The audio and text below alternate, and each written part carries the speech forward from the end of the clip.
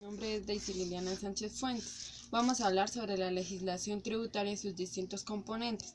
La legislación tributaria es la rama del poder público que ejerce sobre los distintos ingresos que tienen las personas naturales y jurídicas de una empresa u organización en donde deben pagar sus impuestos al día. Uno de los componentes de la legislación tributaria y bastantes importantes son los distintos impuestos que existen. Existen los impuestos departamentales, los impuestos nacionales, los impuestos municipales, los impuestos directos y los impuestos indirectos.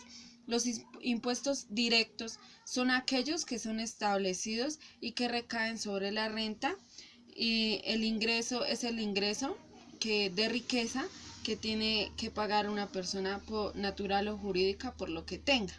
El impuesto indirecto. Los impuestos indirectos son aquellos que recaen sobre la producción de un bien o un servicio. Los impuestos nacionales son aquellos que son emitidos por el Poder Ejecutivo. Están compuestos por el impuesto del IVA, el impuesto de la renta, el impuesto del timbre nacional y el impuesto de la sobretasa de la gasolina. El IVA es el impuesto que establece sobre toda la venta de un bien o un servicio. En este momento el IVA se encuentra con el 19%, que es el IVA fue establecido para el año 2017.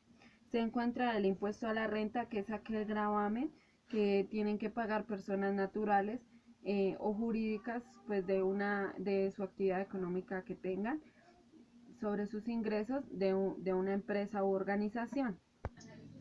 Los impuestos departamentales son aquellos impuestos que son al consumo de la cerveza, de los licores, de los cigarrillos, entre otros. Estos son elevados para desestimular el consumo, que produce grandes problemas de evasión, como lo es el impuesto al registro, el impuesto a la gasolina o el impuesto vehicular, que es el que más se utiliza normalmente. Los impuestos municipales son aquellos que son impuestos de industria y comercio, como lo es los pagos a la Cámara de Comercio debidamente por la actividad económica que tenga la empresa. Se encuentra también el impuesto de vehículos automotores, entre otros, y la sobretasa de la gasolina como tal. La unidad 4 trata sobre las problemáticas de lo fiscal en Colombia. Las problemáticas de lo fiscal en Colombia son tributos generales de la renta, de los impuestos, de todo como tal, lo cual han existido evasiones, elusiones. Entonces entre estas encontramos diferentes ítems. La elusión es uno de los términos más usados en el tema de los impuestos. Este es el que recauda los impuestos y señala la decisión del contribuyente por no pagar los mismos. También se encuentran las técnicas de la elusión, los impuestos de transferencias de bienes. Las técnicas de elusión es la creación de una sociedad mercantil en un paraíso fiscal, la sociedad extranjera mercantil, entre otros. También se encuentran las licencias comerciales, las cuales son adquiridas por programas o videojuegos que se requieran, y entonces para su funcionamiento se deben adquirir estas licencias como tal. Se encuentran los impuestos sobre la renta de personas naturales, se encuentra la evasión de impuestos, también se encuentra la repercusión. Bueno, y estos temas se encuentran entre otros en este video, y muchísimas gracias.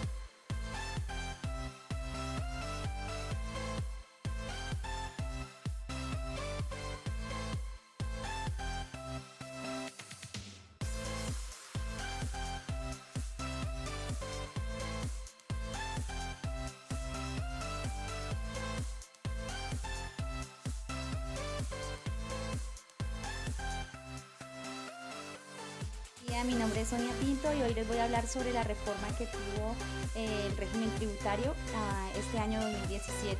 Esta reforma se hizo a la ley 1819 del 2016 y tiene como objetivo disminuir la evasión y elusión fiscal que se está presentando últimamente en el país.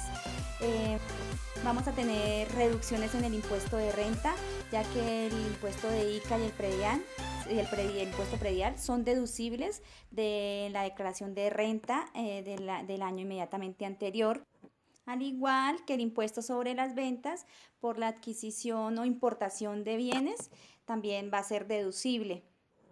La declaración de renta también va a tener un descuento del 20% para las personas que tengan o ayuden al medio ambiente mediante la adquisición de bienes que contribuyan con el mejoramiento ambiental. Y el aporte de salud para los pensionados bajó del 12 al 4%.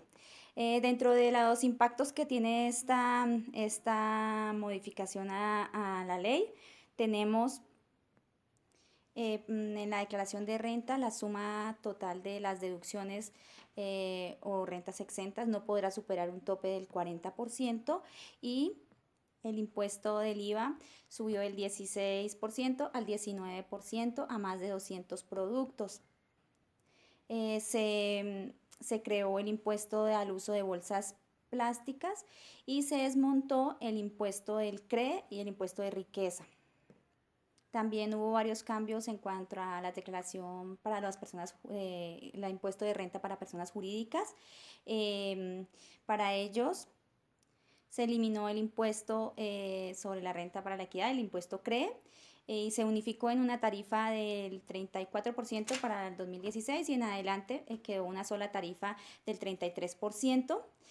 También se eliminó la sobretasa del CRE y se unificó también en la declaración de renta a una única tarifa del 6% para el 2016 y en adelante del 4%. También se derogó el beneficio por progresividad que tenían las empresas, las pequeñas empresas por creación de empresas nuevas, ya no lo van a tener. Y lo mismo, las personas que tenían renta, los contribuyentes que tenían rentas exentas por actividades editoriales, hoteleras, ellos, como era participación del Estado con un 90%, entonces ellos van a tener una tarifa especial del impuesto sobre la renta del 9%. En cuanto a las personas naturales, ya no se van a clasificar como empleados, trabajadores o por cuenta propia, sino se creó un nuevo sistema cedular que las va a clasificar de una manera diferente, eliminando el IMAN y el IMAS. ¿Cómo las clasificó?